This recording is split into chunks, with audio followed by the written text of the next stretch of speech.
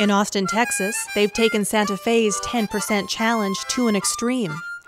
Here, where George W. Bush was once governor, corporate chain America took a beating as residents decided they wanted to keep Austin weird. It all started with two local favorites: Waterloo Records, considered to be one of the most successful independent music stores in America, and Book People. Until the mid-1990s, it was the biggest bookstore in the country. But even as an independent, it's considered one of the top booksellers nationwide. The corporate chain challenger? Borders Books. It was planning to open its superstore right across the street from Waterloo Records and Book People. And this profitable corporation was doing so at the behest of the city itself, which had offered it a set of financial incentives.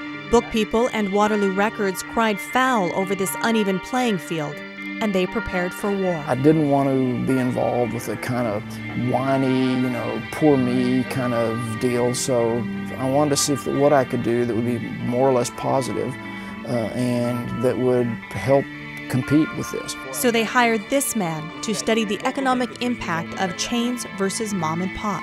And he discovered a formula that would give local activists across America hope and inspiration in their own battles against the chains. Locally owned merchants, nearly invariably, as far as we can tell, have much stronger local linkages. That is, they put money into the local economy in the most direct and valuable way possible, which is paying people to come and work. And then probably more importantly, the owners live in this community. How mom and pop benefit the local economy is called the multiplier effect.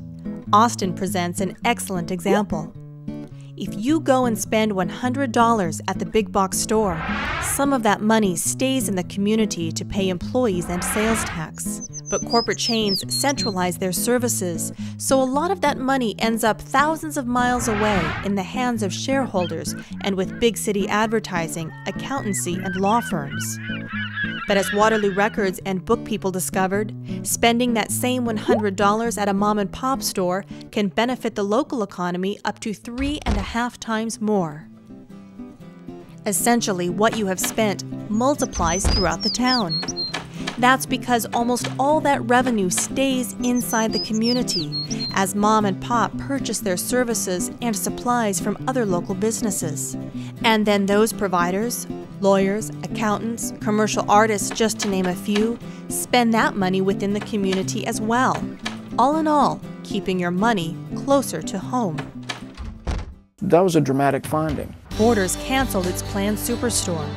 Even Barnes & Noble shut down one of its chain bookstores in the University District. As this big box battle helped Austin residents realize what it meant to invest in their community by shopping at independent businesses. A lot of Americans are no longer really citizens of their community. They are essentially consumers, and they're transients, and they choose to live in communities that are the same in Atlanta or Austin or suburban Vancouver. You can find the same community, the same house, the same stores. In a very mobile population, I don't know how much we can tell them, because they don't intend to own that house in 20 years. They don't intend to invest in that community for the long haul.